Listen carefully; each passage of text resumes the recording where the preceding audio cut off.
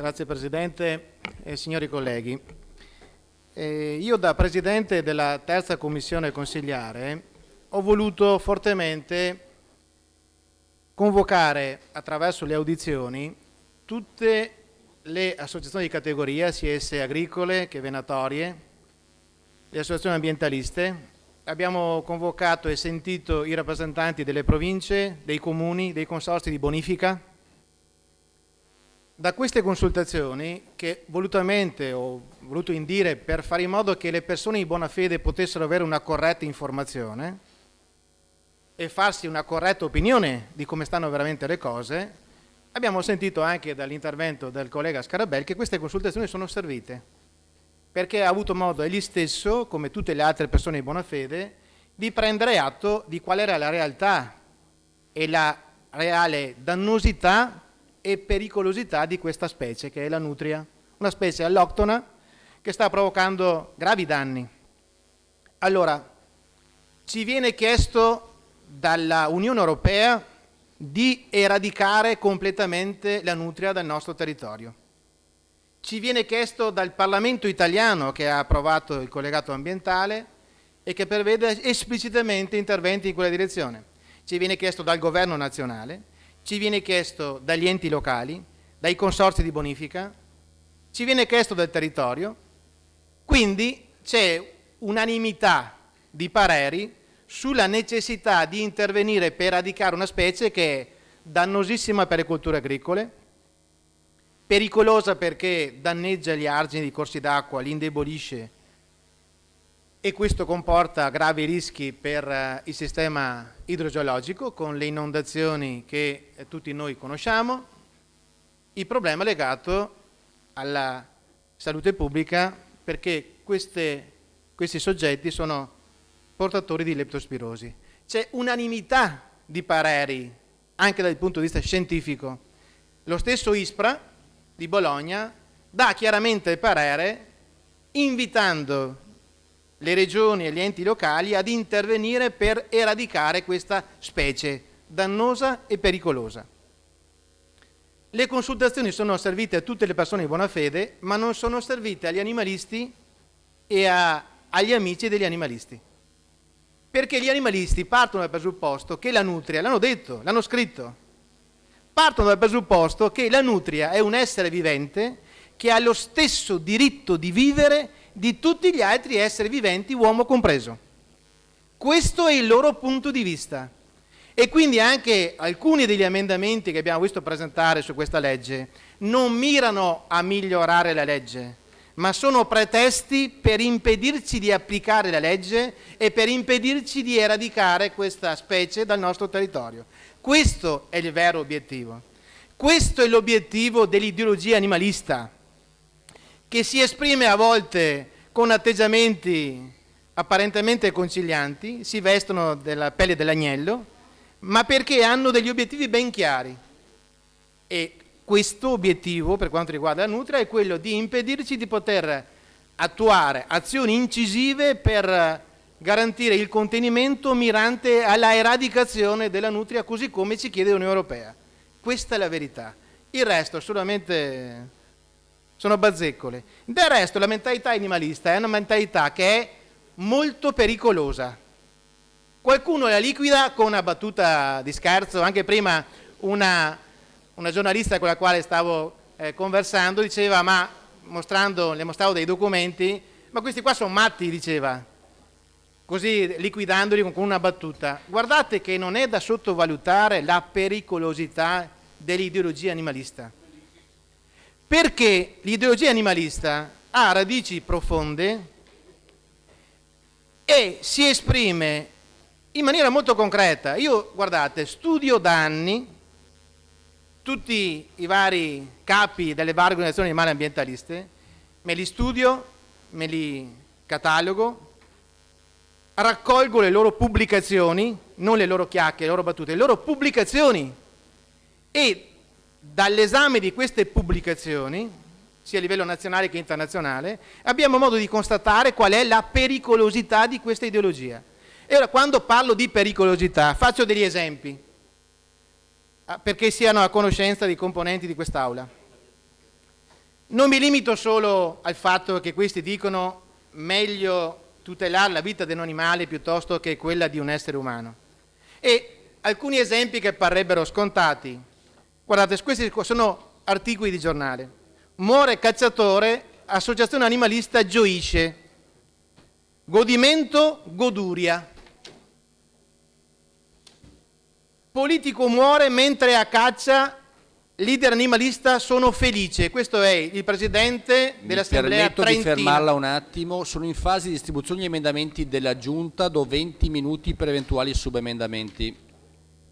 Questo è il presidente dell'Assemblea trentina che è morto di infarto durante una battuta di caccia. Bene, le associazioni animaliste gioiscono per la morte di un essere umano. Le solite iniziative dei 100% cretini, che manifestazioni che prendono come bersaglio il sottoscritto ed altri esponenti sia del mondo della politica che dell'associazionismo, ne abbiamo viste di tutti i colori. Questi addirittura hanno avuto un aiutino da parte del governo che ha ritenuto di depenalizzare, tra i tanti reati, di depenalizzare l'ingiuria. Ciò significa che se questi qua si mettono a insultare gratuitamente, pesantemente, chiunque di voi, dei vostri familiari, dell'intero albero genealogico, rimane impunito dal punto di vista penale, perché il governo ha abrogato il reato di ingiuria. Allora qualcuno mi dirà, vabbè, è scontato, gli animalisti ce li hanno qui i cacciatori, chi se ne frega?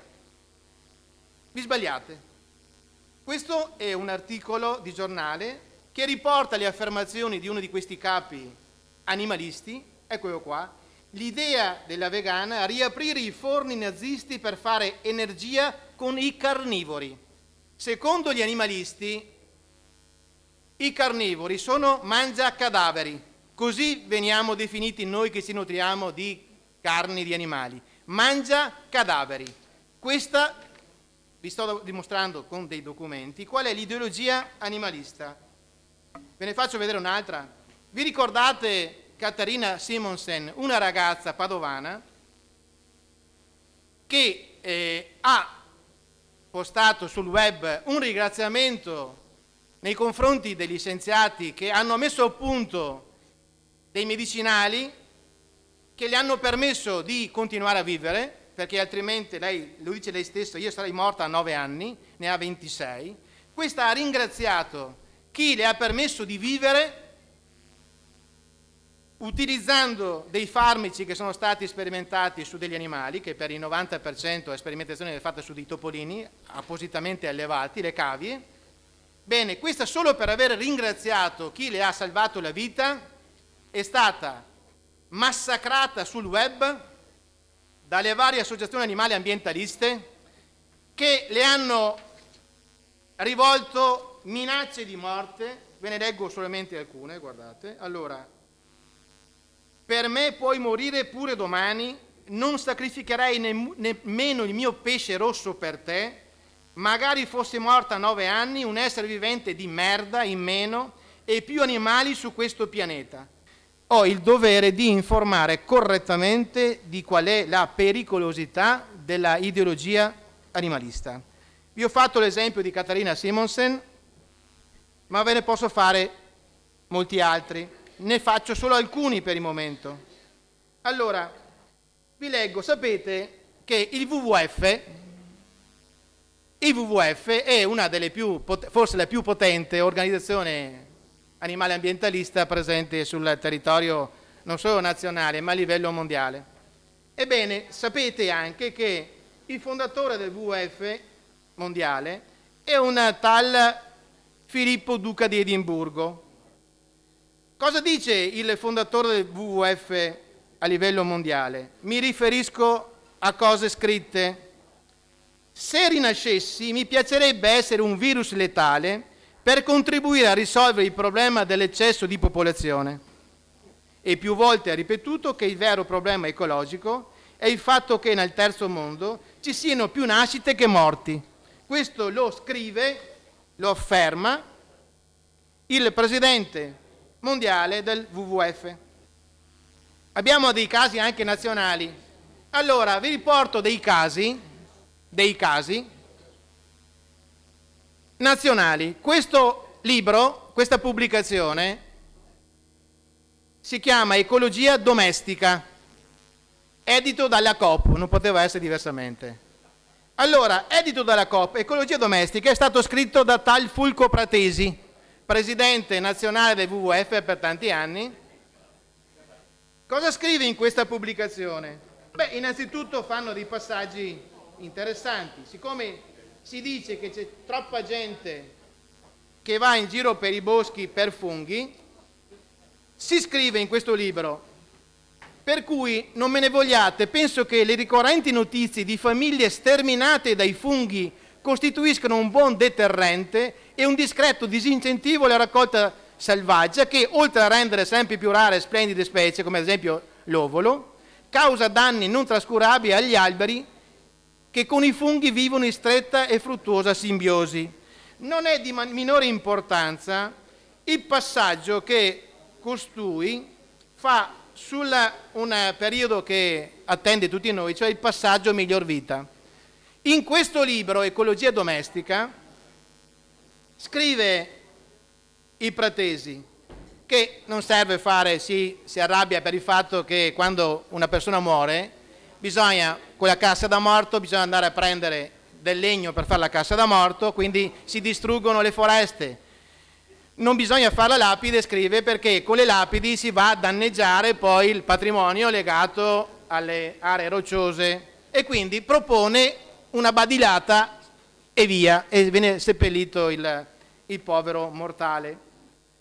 Però dice: come possiamo fare per fare in modo da non disperdere tutto questo ben di Dio rappresentato dalle carcasse umane, così vengono definite dagli animalisti, carcasse umane. Vi sto dicendo quello che è scritto in una delle tante pubblicazioni. Allora, un'alternativa potrebbe essere quella ancora in uso presso i Parsi, una setta zoroastriana che si trova in India. Questi, dato che non vogliono inquinare l'aria, l'acqua, il suolo e il fuoco, depositano i loro cadaveri in cima ad un'alta torre che sorge in mezzo ad un vasto terreno boscato e li fanno consumare dagli uccelli da preda.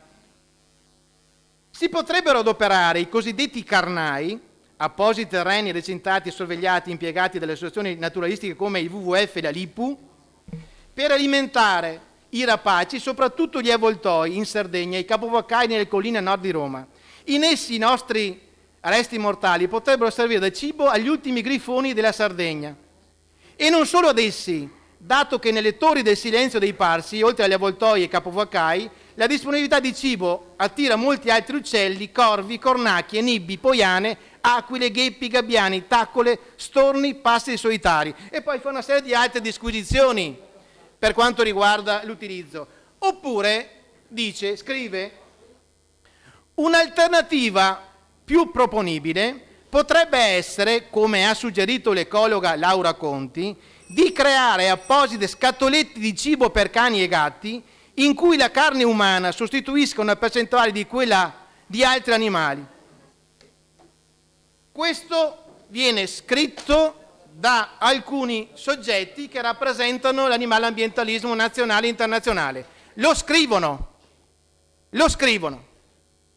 Allora, siccome abbiamo già avuto esperienze di soggetti che si professavano animalisti, anche in epoche diverse, questo, vedete, un importante saggio sull'animalismo lo ha scritto Adolf Hitler, che si professava animalista e che nel 1933, 24 novembre, ha fatto emanare la legge sulla protezione degli animali. Quindi, se animalista è una persona buona. Gli animalisti sono quelli che sono poverini di animali, no? Una cosa interessante è che questa non era una sua convinzione solamente, ma era una convinzione anche di un certo Hermann Göring, anche questo animalista. Poi ce n'era un altro, sempre della stessa combricola, un tal Heinrich Himmler, anche lui odiava la caccia ed era vegetariano. Questo è quello che dicevano a suo tempo questi soggetti. Perché ho fatto questi passaggi? Per avvertire tutti coloro che hanno a che fare con gli animalisti, che magari si presentano come poverini, hanno così cuore sensibile da aver persino rispetto per i cagnolini, per i gattini. E la gente non sa che costoro hanno più considerazione e rispetto per un cagnolino che non per un bambino. Prova ne sia che molte delle crociate abortiste sono state proprio sostenute da questi soggetti. Allora, persino il Papa, l'attuale Papa Francesco, scrive: amare troppo gli animali è un male. Lo scrive il Papa Francesco, che anche lui, nonostante sia gesuita, ha avuto questa posizione pubblica che è riscontrabile dai giornali.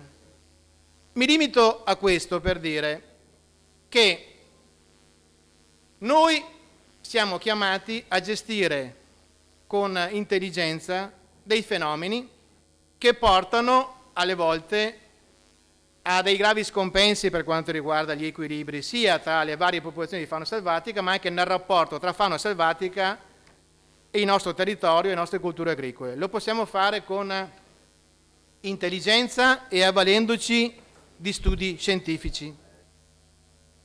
Lo facciamo con chiarezza perché si capisca che con l'approvazione della legge per l'eradicazione delle nutrie non si vuol fare un regalo ai cacciatori, perché non è caccia. Non si vuole inneggiare la sparatoria continua, perché tutte le operazioni vengono fatte con il coordinamento degli enti locali, della regione, delle province e dei comuni. Ci viene richiesto a gran voce da tutti i rappresentanti del territorio, tranne che degli animalisti, che dicono che le nutrie non rappresentano un problema, non fanno danni, non sono pericolose. Tutti tranne gli animalisti. Allora, siccome è evidente la strumentalizzazione anche di alcuni emendamenti, io l'unico che mi sentirei di sostenere è un emendamento che, vista la situazione delle province, per effetto dell'incursione del governo Renzi, magari dare maggior forza alla regione per creare le condizioni per una maggiore efficacia. Però concludo semplicemente dicendo: guardatevi bene dall'ideologia animalista, perché come diceva Jean-Paul Sartre, diceva: chi non rispetta gli esseri umani finisce per amare troppo o solo gli animali. Ecco la situazione. Noi abbiamo rispetto per gli animali, ma scusate tanto animalisti, signori animalisti, noi abbiamo prima di tutto rispetto per le persone, per la loro incolumità, per il reddito dei nostri agricoltori, per l'equilibrio del nostro territorio. Voi fate le vostre battaglie, ma mi auguro che presto l'opinione pubblica vi conosca, perché come succede per altri tipi di situazioni pericolose, chi vi conosce vi evita.